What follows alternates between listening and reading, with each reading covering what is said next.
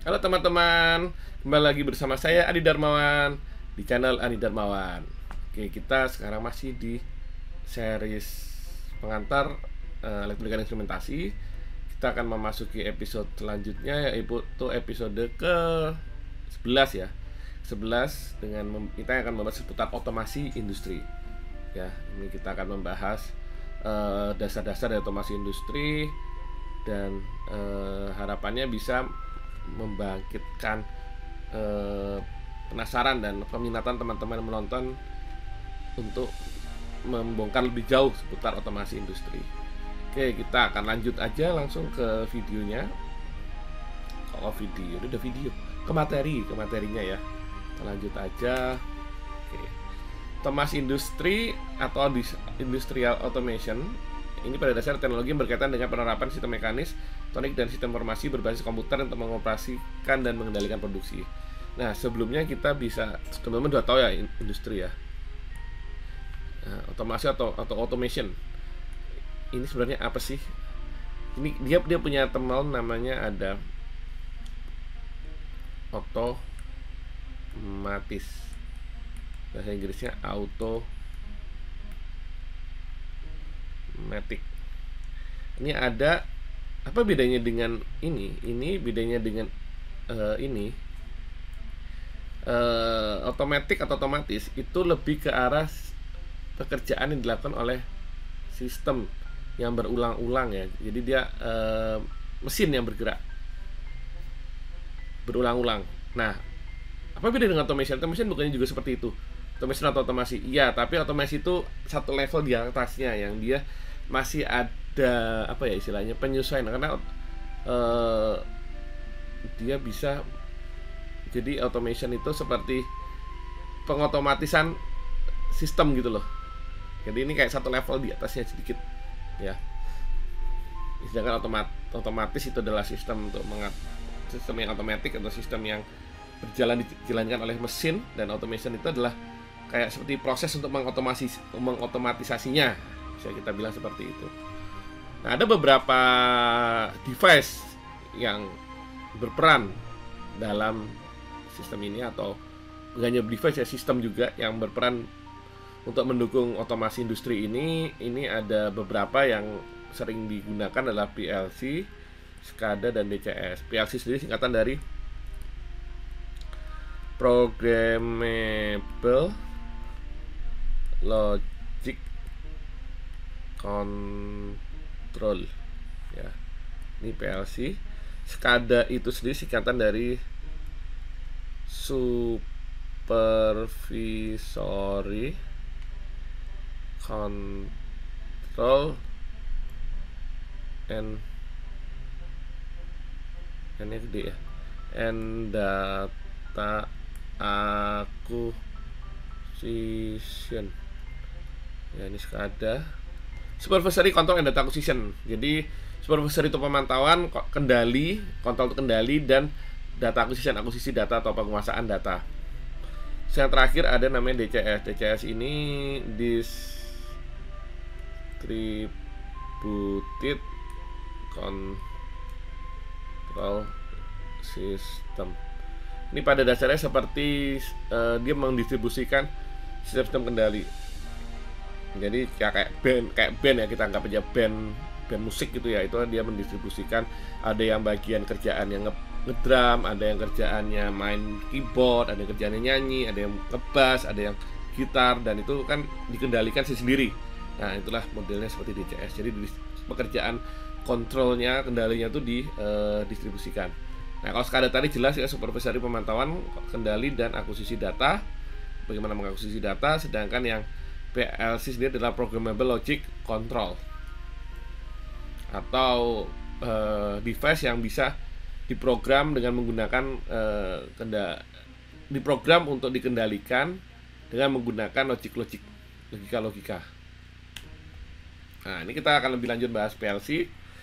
PLC ini sudah saya bilang tadi, Programmable Logic Control, adalah bentuk khusus dari pengontrol basis mikroprosesor. Jadi dalamnya ini ada mikroprosesornya. Mikroprosesor sudah kita bahas di video episode sebelumnya. Nah, dia adalah bentuk khusus dari program pengontrol berbasis mikroprosesor yang menggunakan memori Ya, jelas ada memorinya. Kalau nggak ada memorinya, tempat nyimpannya di mana. Yang dapat diprogram untuk menyimpan instruksi dan untuk mengimplementasi fungsi-fungsi seperti logika, pengurutan, pengaturan waktu, perhitungan, dan aritmatika untuk mengontrol mesin dan proses. Jadi dia memang dapat diprogram. Nah, diprogramnya dalam bentuk apa? Dalam bentuk dia kita sebut sebagai ladder, sistem ladder atau sistem tangga. Dan ini isinya adalah logic ya, logic atau juga bisa dengan menggunakan code, tapi code-nya khusus ya, biasanya beda brand, beda code-nya. Kalau ladder walaupun beda tapi masih mirip-mirip, karena sistem ladder itu ada standarisasinya, walaupun agak beda tapi mirip. Sedangkan kalau yang tadi yang code, ada bisa pakai code juga, kita pakai listing code bisa. Cuman ini agak apa ya, agak beda-beda antara satu sistem yang lain, sehingga kita butuh membaca panduan dari brandnya, bukan sistem dari brandnya, brand satu dengan brand lain. Contoh brand PLC ada Omron, ada Allen Bradley, ada Schneider, ada GE Fanuc, ada Mitsubishi, Siemens, dan banyak macam-macam. Pembuat PLC itu banyak. Nah, ini kita akan masuk lebih dalam seputar PLC tadi, overview-nya. Nah, jadi komponen di dalamnya tadi seperti saya bilang ada mikroprosesornya atau CPU-nya. Dia juga ada power supply untuk memberikan daya ya, power supply. Ada programming device-nya untuk cara memogram ke dalam. Tadi ada kita bahas diagram tangga atau code-nya, itu gimana programming device-nya. Terus ada memory unit, input output, dan komunikasi interface atau kontak muka komunikasi. Ini prosesornya, power supply, input interface, programming device. Nah, untuk programming device sendiri ini bisa ada yang langsung bawaannya dikasih gitu ya. Bawaan PLC itu ada bawaan PLC, ada juga yang kita colokin ke PC.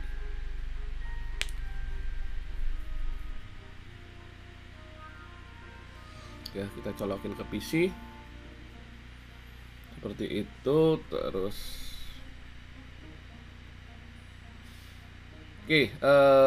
terus input interface ini untuk memberikan masukan ke prosesor. Jadi yang ini terhubung dengan port input dari si PLC di luar, dan outputnya untuk misalkan ini ke aktuator atau ke display atau ke lampu dan sebagainya. Yang ini terhubung dengan output interface-nya si PLC sendiri.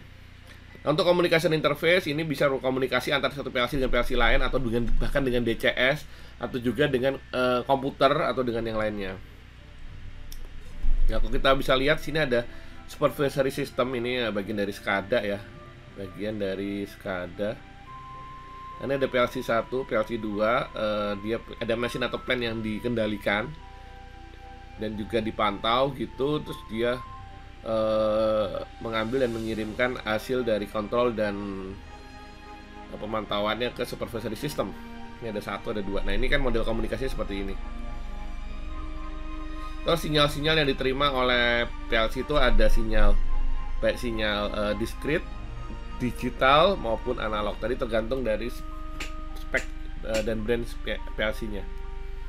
Nah, ini kita lebih dalam lagi dari internal arsitekturnya. Ini ada sebenarnya kalau kita lihat mirip dengan komputer, cuman ini lebih ringkas dan lebih, karena memang dia tujuannya bukan untuk bukan untuk common purpose atau general purpose kayak komputer. Dia lebih ke special purpose untuk ke industri, sehingga ada beberapa hal yang tidak ada di sini gitu ya, yang dioptimalkan untuk kebutuhan otomasi industri, lebih ke arah. Ya, di sini ada control bus, ada CPU, control bus untuk menghubungkan antara berbagai macam peripheral komponen di dalamnya. Ada data bus juga, data bus untuk tempat jalur perjalanan data. Ada address bus, ada itu tempat perjalanan alamat memori. dan alamat ya memori baik memori CPU, memori internal maupun dan sebagainya. Dan ini juga untuk berhubungan dengan input channel dan output channel. Oke, ini ada tipe contoh PLC.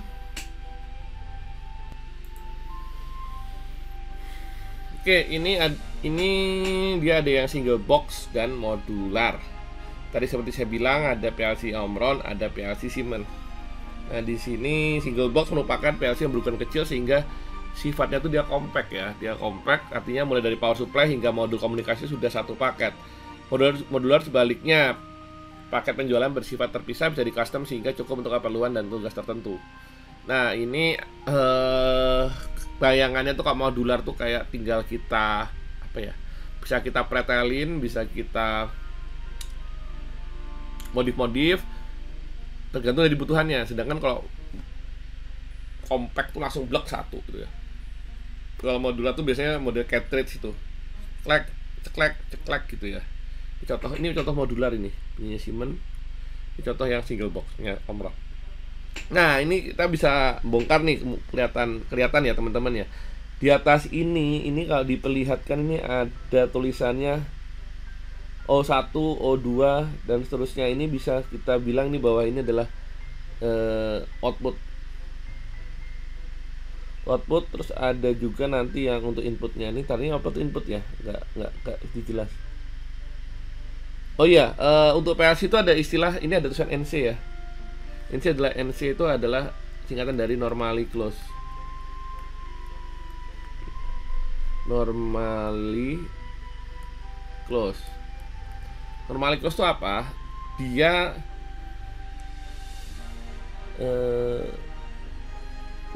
itu defaultnya, dia kan modelnya seperti kena logic ya, dia fungsinya seperti relay. Gini ya, seperti relay. Ya. Jadi dia kalau normally close, maka kalau dia tuh defaultnya adalah standarnya adalah tertutup. Oh, ini tandanya ini mungkin input yang ini ya, tandanya mungkin input ya. Normally close. Jadi kalau diberikan tegangan 0, dia akan jangan gini. Kalau diberikan ini ya, tutup. Ini kalau 0 dikasih, dia akan tertutup. Kalau dikasih 1 terbuka. Itu kan yang basic ya. Itu yang normally close ya. Kalau normally open lawannya, dia dikasih 1 tertutup, dikasih 0 dia terbuka. Ini kan yang default yang biasa kita tahu kan yang ini ya. Dikasih 0 dia terbuka, dikasih 1 dia tertutup. Ini kebalikannya. Yang normally close itu dia bisa di bahasa lainnya adalah aktif low. Dia aktif ketika low dikasih 0. Ya, dia akan tidak aktif jika dikasih 1. Nah, makanya bisa normally close. NC itu normally close, ada COM. Nah, ini adalah untuk komunikasi, ada komunikasi lewat serial port, ada juga bisa lewat komunikasi lewat 1, 2, 3, 4, 5 bit data. Ini ada expansion slot, ini baterai, peripheral lainnya dan berbagai macam. Ini nanti model untuk nggak dapat berfungsi, jadi kabel-kabel kayak dipasang di sini, dijepit di sini sehingga nanti lebih gampang untuk istilahnya. Jadi tidak perlu solder-menyolder ya, tinggal dipasang aja. Jadi untuk maintenance juga gampang. Ini seperti lihat ini power supply sudah singgah satu modul, sudah satu paket ya. Ini ada baterai di sini ya untuk support PLC-nya. Oke, sedangkan yang Siemens ini modelnya cartridge. Jadi nanti dia modelnya panjang-panjang gini dipasang, jelek ini bisa dibongkar-bongkar di modulannya. Kita mau ngambil beberapa, ini kan bisa kelihatan ya, ini ada seperti beberapa modul terpisah ya. Ini bisa kita lepas-lepas ya, kita pasang lagi tergantung dari kebutuhan. Nah, sekarang tadi kita sudah bahas masalah pemrograman PLC. Yang PLC itu biasanya 5 bahasa yang digunakan. Satu ada ladder program, terus yang kedua sequential function chart. Itu modelnya mirip seperti kita menggunakan mengisi flowchart. Jadi kita kayak membuat flowchart, tapi jadi kayak itu model gitu.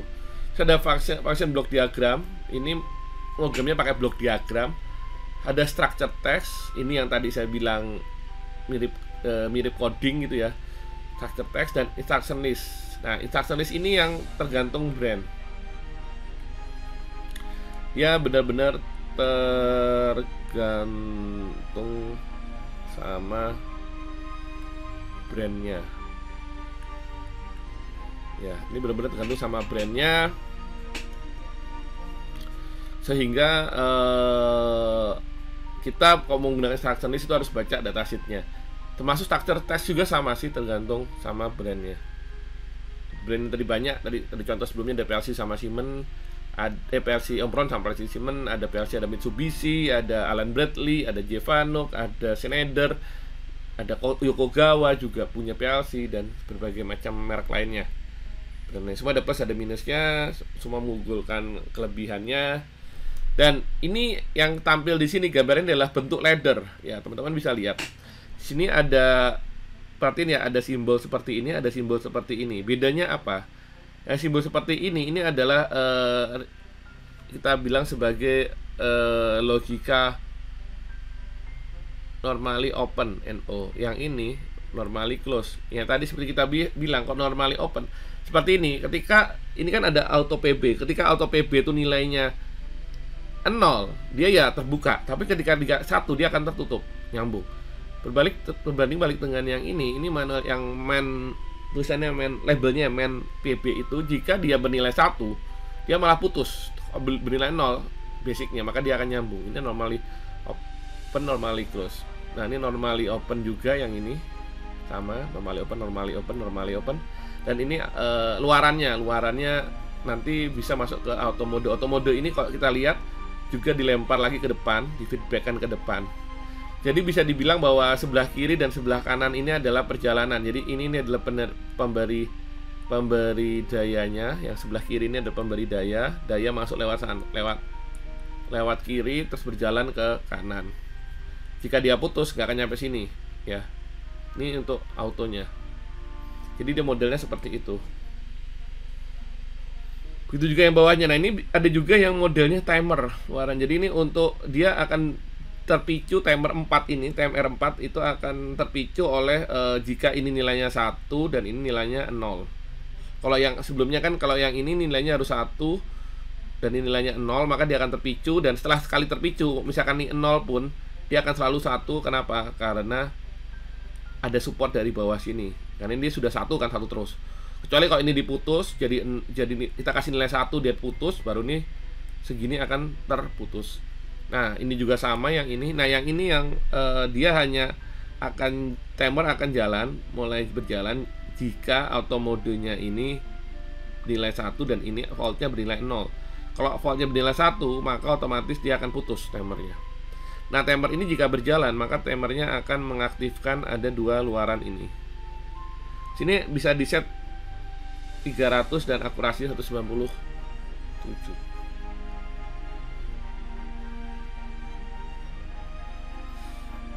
Oke, tadi kita sudah bahas PLC panjang, sekarang kita akan membahas SCADA.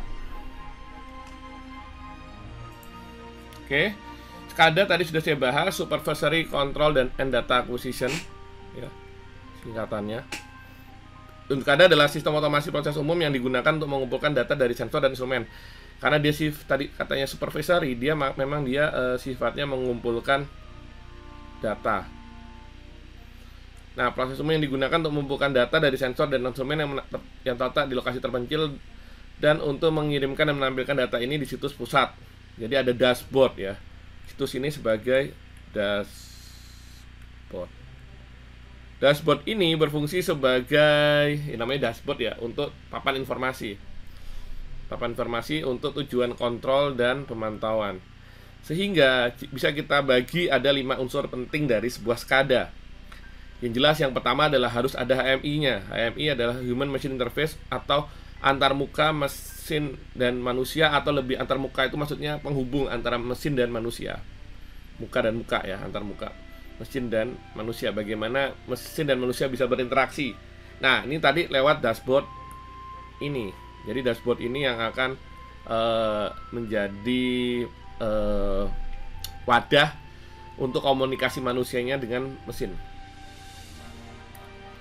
Selanjutnya kita ada namanya supervisory system atau sistem pemantauan. Ini isinya jelas sensor-sensor.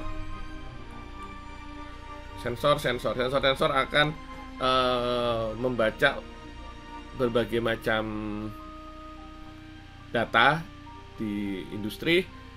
Kamera juga bisa dan macam-macam untuk memantau sistem industrinya. Terus juga ada remote terminal units. Ini adalah terminal jauh RTU ya, yang terletak jauh ya. Remote itu artinya jauh. Terminal unit. Jadi unit satuan unit itu satuan ya. Satuan terminal yang letaknya jauh. Yang ini akan yang biasanya di site-nya atau di suatu project atau suatu plan di suatu daerah tertentu yang akan nanti dikomunikasikan untuk dikirim ke pusat melalui tadi ini komunikasi infrastruktur. Tapi sebelum sini ada juga namanya PLC. PLC sudah tambah sebelumnya, ini jelas berfungsi untuk sebagai kontrol atau kendali. Ya. Sedangkan komunikasi infrastruktur jelas dia berfungsi untuk menghubungkan antara satu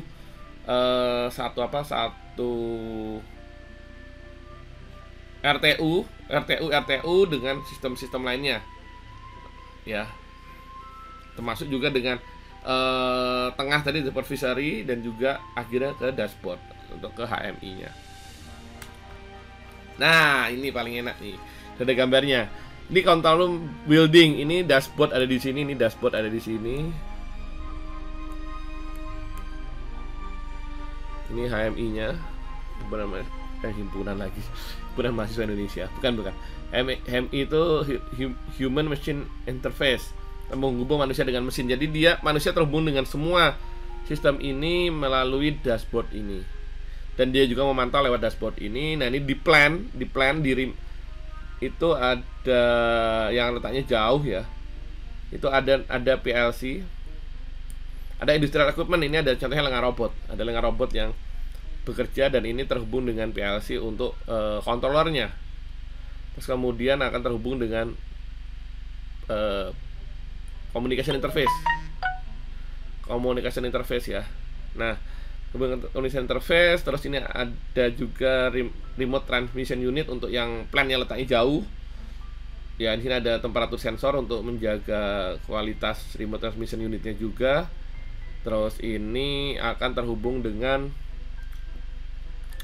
menara BTS yang akan menghubungkan dengan server dan SCADA server.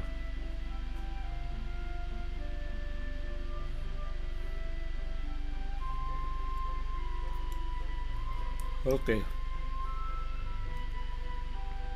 Nah, ini contoh lagi ada dua, SCADA master sama remote site.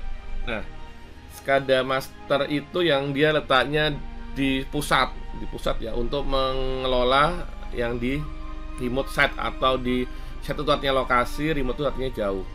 Maka lokasi yang jauh di tempat masing-masing plan. Di sini ada field instruments, misalnya instrumen untuk memantau, terus ada RTU remote terminal unitnya berupa PLC, ada konektor untuk interface ke radio modem untuk komunikasi. Jadi dari PLC bisa berkomunikasi dengan pusat nanti lewat ini ada interfacing-nya. Nah, pakai bisa IP100, ini IP100. Terus juga ini yang field instrument device seperti ini dia di lapangan ini juga sama. Nah, dengan sini ini jelas radio modem ini berkomunikasi dua arah ya, tidak hanya satu arah, dua arah. Jadi dia bisa kita tergantung di channelnya biar tidak salah kirim. Itu yang sini diapakan, yang sini diapakan, ambil data dari A, misalkan nih A, ini B, ini C, maka dari A itu kita ambil datanya. Terus kita bisa juga kendalikan A, bisa juga kendalikan B, dan kendalikan C, dan memantau A, B, C. Seperti itu ya. Dan semuanya itu dipantau di SCADA host. Oke, nanti akan terhubung dengan dashboard atau di sini disebut sebagai HMI. Nah, oke, setelah SCADA kita juga ada namanya DCS. Sebenarnya DCS dulu ya, saya kebalik ya. DCS itu oh iya, ini ada dua ya, ada dua istilah. Sistem kontrol digital atau digital control system, ada juga yang bilang distribusi kontrol system. Jadi DCS itu dia sebenarnya support untuk mensupport SCADA. Jadi SCADA ini disupport oleh DCS. DCS ini dikenal sebagai sistem kontrol distribusi, adalah otak dari semua kendali. Ini digunakan terutama untuk otomatisasi faktor dan mengolah logika yang ada untuk suatu operasi unit utama. Jadi dia memang yang tadi dia seperti produser musik ya, produser musik yang membagikan kerjaan ke penyanyi, drummer, gitaris, basis, keyboardis, apalagi, dan pendukung lainnya yang masing-masing punya tugas masing-masing. Nah, kontrolnya itu sudah terdistribusi. Nah, catatan untuk DCS, semua kontrol secara kolektif dinamai sebagai sistem kontrol dan keselamatan terpadu ICSS ya, secara khusus, atau ini instrumen kontrol safety system gitu ya, instrumentasi kontrol sistem safety system. Secara khusus juga didefinisikan sebagai BPCS, yaitu sistem kontrol proses dasar, implementasi keselamatan SIS, dan sistem kebakaran dan gas FNG, fire and gas. Nah, struktur DCS seperti ini, dia ada level 0 sampai level 4. Contohnya, level 0 berisi perangkat lapangan seperti sensor aliran dan suhu, dan elemen kontrol akhir seperti katup kontrol. Ini yang layer paling bawah. Ini yang biasanya isinya adalah aktuator ya, ini ya, aktuator ngumpul di level 0. Terus level 1 berisi dengan berisi modul industri input, output, dan proses elektronik terdistribusi terkait ya. Contohnya ini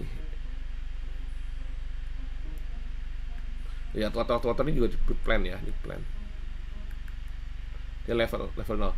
Nah, ini microcontroller ini yang untuk bertugas untuk menghubungkan dengan plan-nya.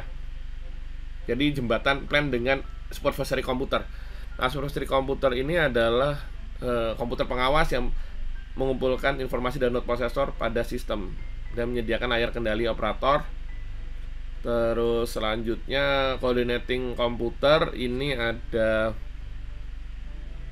komputer yang berfungsi untuk ini level 3 ya, untuk mengkoordinasi pekerjaan. Jadi dia mengatur supervisory di bawahnya. Yang ini juga supervisory di bawahnya. Jadi ini koordinator A dan koordinator B ini bertanggung jawab pada yang A tuh A untuk C, D, yang ini untuk E, F gitu ya. Seperti itu. Kemudian nah, level 4 adalah untuk production scheduling, untuk penjadwalan. Jadi pembagian jadwal yang ini, misalkan koordinator komputer atau tolong dijadwalkan ya, kamu bagian ini tolong dibagi nanti. Nah, itu dia akan membagi dengan A dan B. Yang A itu akan membagi C dan D, yang C itu nanti akan microcontroller mana yang bekerja dan plan mana yang bekerja. Terus kemudian yang B tolong itu diatur jadwalnya untuk ini nih. Nanti yang B akhirnya akan membagi dengan E dan F dan dibagi dengan microcontroller di bawahnya untuk mengakses plan.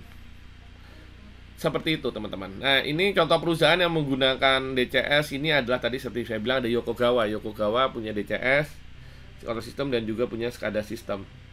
Dia ada safety instrumented system ya, sistem kawan instrumentasi juga dia punya. Disebutin kontrol sistemnya. Ini SCADA versinya Yokogawa yang sudah memiliki sistem ini. Siemens juga punya. Siemens tadi selain punya PLC, mereka juga punya berbagai macam sistem. Ada distributed control, software controller untuk supportnya, dan drive controller untuk penghubungnya. Ya, ini untuk menghubungkan dengan PLC ya. Selanjutnya ini perusahaan namanya mengkontrol sistem ya. PTCS, kontrol sistem. Dia untuk Menyediakan berbagai macam infrastruktur dan komponen-komponen untuk support ke sistem SCADA dan DCS. Atau perusahaan yang memanfaatkan jelas ada Wika, itu BUMN. Dia jelas semua sistemnya itu sudah terhubung dengan DCS atau SCADA atau keduanya. Indonesian Power jelas juga dia memanfaatkan PLC PLC, SCADA, dan DCS untuk membantu proses pembangkit listrik. Oke, itu aja teman-teman video dari sesi terakhir kita. Sesi terakhir belum nih, ini baru episode yang otomasi industri. Semoga bermanfaat. Sampai ketemu lagi di video berikutnya. Salam.